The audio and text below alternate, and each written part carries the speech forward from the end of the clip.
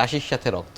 আমরা অনেকের ক্ষেত্রেই কিন্তু কাশি বারংবার হতে দেখি এবং শীতকালে অনেকের ক্ষেত্রে সেই প্রবণতা বাড়তেও দেখি, কিন্তু হঠাৎ যখন আসলে সেই কাশির সাথে রক্ত আসছে তখন আসলে বিষয়টিকে আমরা কিভাবে দেখব? মানুষের মধ্যে একটা ধারণা আছে যে কাশির সাথে রক্ত গেলেই বোধহয় যক্ষা।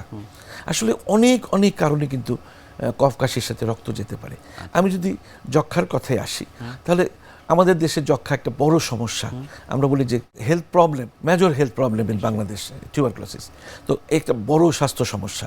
এখনো যদিও কমে এসেছে, আগে অনেক বেশি যক্ষা রোগী পেতাম, এখন যক্ষা রোগীর কিন্তু হার অনেক কমে গেছে। তারপরও এখনো অনেক আছে। এত বিশাল জনগোষ্ঠীর একটা দেশ, আসলে অনেকে এক্সপোজড হয় না, অনেকে ডাক্তারের কাছে আসতে চায় না, যখন আসে একেবারে শেষ অবস্থায় আসে। তো কাশির সাথে যক্ষা হলে কি হবে? যক্ষা হলে জ্বর, একটা ক্লাসিক্যাল টেম্পারেচার আছে, বলে যে ঘুষঘুষ করে রাত্রেবেলা জ্বর হয়। আসলে আমার অভিজ্ঞতায় আমি দেখি যে কোনো ধরনের জ্বরই হতে পারে। হাই টেম্পারেচার নিয়েও আসে, আবার এরকম রাত্রে রাত্রে অল্প অল্প জ্বর হচ্ছে, এরকম সমস্যা নিয়েও আসে। প্রচুর ঘাম হয়, রোগীর একদম আস্তে আস্তে শুকিয়ে যাচ্ছে। এবং অনেক আছে ডায়াবেটিস রোগী, ডায়াবেটিসের সঙ্গে কিন্তু যক্ষার একটা সম্পর্ক রয়েছে। আমরা বলি ডবল ট্রাবল। কারণ ডায়াবেটিস হলে কি বডির ইমিউনিটিটা একদম কমে যায়, তো সহজেই যক্ষা জীবাণুগুলো ফুসফুসে ঢুকে সেগুলো যক্ষা রোগে মানে মানুষকে আক্রান্ত করতে পারে। তাই আমরা বলি diabetes with tuberculosis, double trouble. তো যাই হোক, এই যক্ষা হলে বলে যে শুকিয়ে গেছে, খাওয়া দাওয়ার রুচি কমে গেছে, এবং অনেক দিন ধরে কাশছে। আমরা বলি 2 সপ্তাহের বেশি সময় ধরে যদি কেউ অবিরাম কাশে এবং ভালো এক কোর্স অ্যান্টিবায়োটিক দেওয়ার পরও তার কাশি ভালো হচ্ছে না, তাকে কাছাকাছি যে স্বাস্থ্য ক্লিনিক যেটা আছে, যক্ষা ক্লিনিক আগে বলতাম, এখন আমরা বলি বক্ষব্যাধি ক্লিনিক, সেখানে নিয়ে গিয়ে তার কফটা পরীক্ষা করতে হবে। পরপর 3 দিনের কফ পরীক্ষা করতে হবে। কফে যদি যক্ষা জীবাণু পাওয়া যায়, তাহলে ধরে নিতে হবে এটা চাক্ষুষ প্রমাণ যে তার যক্ষা হয়েছে।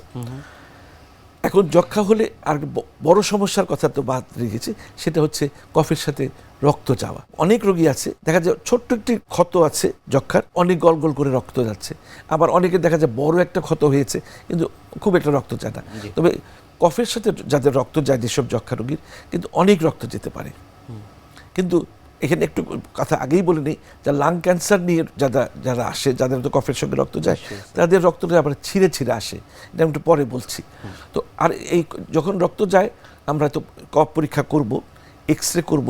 এক্সরে করলে অনেক সময় দেখা যাচ্ছে যে এটা কি যক্ষা, না লাং ক্যান্সার, না ব্রঙ্কিকটিসিস, না অন্য কিছু হয়ে আছে।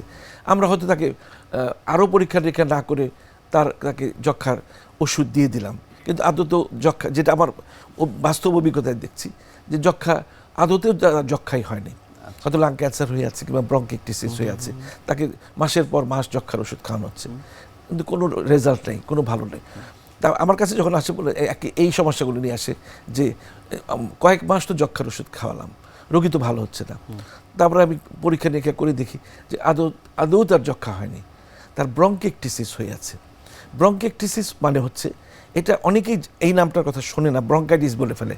আসলে ব্রঙ্কিএকটেসিস, ব্রঙ্কি মানে শ্বাসনালী, একটেসিস মানে ফুলে যাওয়া। এই শ্বাসনালীগুলো কোনো কারণে যদি কিছু কিছু শ্বাসনালী ফুসফুসের একটা অংশে অকার্যকর হয়ে ফুলে যায়, হ্যাঁ, অ্যালভিওলা ব্রঙ্কাসগুলো ফুলে গিয়ে এগুলো অকার্যকর হয়ে যায়। এগুলো কোনো গ্যাসিয়াস এক্সচেঞ্জে কোনো ভূমিকাই রাখছে না, এগুলো হয়ে গেছে জীবাণু তৈরির, কফ তৈরি একটা কারখানা।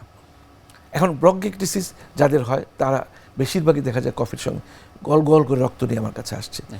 এই ব্রঙ্কিকটিসিস রোগীর পরীক্ষা করলে দেখা যায় আঙ্গুলগুলি, মাথাগুলি ফুলে গেছে, ক্লাবিং হয়েছে। কিন্তু যক্ষার রোগীর কিন্তু আঙ্গুলগুলি ফুলে যাবে না, ক্লাবিং হবে না। সবচেয়ে বড় ব্যাপার হচ্ছে যে যখন শিশুকালে, বাংলাদেশ তো খুব একটা মানে অনুন্নত দেশ, অনেক কমিউনিকেবল ডিজিজ হচ্ছে, বাংলাদেশ বলুন, ভারত বলুন, পাকিস্তান বলুন, এইসব দেশে কমিউনিকেবল ডিজিজ, তার মধ্যে মিজলস একটা বড়, স্মল পক্স, এখন তো স্মল পক্স নয়, চিকেন পক্স যেটা, বা মামস হয়েছে, যে কোনো একটা ভাইরাল ফিভার হয়েছে, তাকে অভিভাবকরা বা মা বাবা খুব ঠান্ডা পরিবেশে রাখছে, যে ঠান্ডা খাওয়াচ্ছে, যে পেটের নারীকে ঠান্ডা রাখা। দেখা যাচ্ছে এরা তারপরে অ্যালোপ্যাথি ওষুধ না খাওয়া, অন্য শাস্ত্রীয় ওষুধ খাওয়াচ্ছে।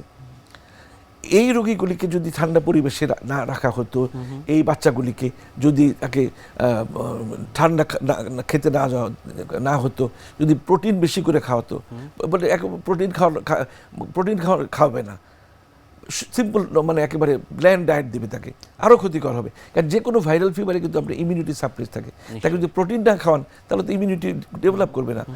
এইসব বাচ্চারা যদি বড় হয়ে কিন্তু দেখা যাচ্ছে ব্রঙ্কিকটিসিস পরিণত হচ্ছে। অর্থাৎ মা বাবার এই অসচেতনতা বা না জানা, এই যে তথ্যটা এখন দিলাম, না জানার কারণে এই বড় হয়ে এইসব শিশু যখন যুবক বা যুবতী হয় তারা ব্রঙ্কিকটিসিসে পরিণত হয়, দুর্গন্ধযুক্ত পাকা পাকা কফ বের হয়, কারণ অ্যানারোবিক ইনফেকশন দিয়ে ইনফেকশনটা ঘটে থাকে। এগুলো তো যখন আসে আমরা এক কোর্স থাকে অ্যান্টিবায়োটিক ক্লিন্ডামাইসিন দিই বা সিপ্রোফ্লক্সাসিন দিই বা অফ্লক্সাসিন দিই, কিন্তু সাময়িকভাবে রক্ত বন্ধ থাকলো, কম প্রোডাকশন বন্ধ, আবার দেখা যায় 2 মাস পরে হয়ে গেছে। বিশেষ করে শীতকালে আরও বেশি হয়ে যায় এটা, কারণ জীবাণু বেশি ঢুকে। তো তখন পার্মানেন্ট ট্রিটমেন্ট কি লাং ডিসেকশন করে ওই অংশটা ফেলে দেওয়া। এটা তো মুখের কথা না, ফুসফুসের অপারেশন কিন্তু মুখের কথা না, রিপগুলো কাটতে হবে। পেটের অপারেশন যত সহজ, ফুসফুসের অপারেশন কিন্তু অনেক অনেক কঠিন ব্যাপার। তো এই জন্য আমি একটা এই তথ্যটা আপনার মাধ্যমে দেশবাসীকে দিতে চাই যে যখনই কোনো শিশুর এই ভাইরাল ইনফেকশন, বিশেষ করে মিজলস হবে, জল বসন্ত হবে, দয়া করে শিশুকে ঠান্ডা পরিবেশে রাখবেন না, ঠান্ডা খাওয়াবেন না, তাকে প্রোটিন খাওয়ান, উষ্ণ পরিবেশে রাখুন এবং একজন চিকিৎসকের পরামর্শ নিয়ে তাকে ভালো অ্যান্টিবায়োটিক এক কোর্স খাওয়াই দিন, যাতে করে এই ইনফেকশনটা বড় হয়ে এই শিশুরা এই ভয়ঙ্কর একটা চিকিৎসা, যার কোনো মানে রোগ যার কোনো চিকিৎসা নেই, মানে সার্জিক্যাল ছাড়া, মানে এটাতে মানে সে ভুগবে না। এই ব্যাপারে সবাই সচেতন হবে।